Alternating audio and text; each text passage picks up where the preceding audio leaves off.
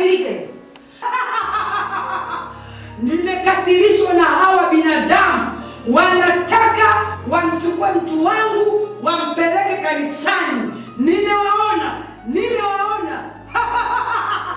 Haiwezekani.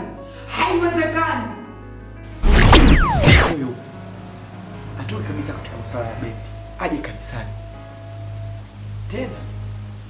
Mungu anisaidie, nipe hekima nzuri ya kuongea.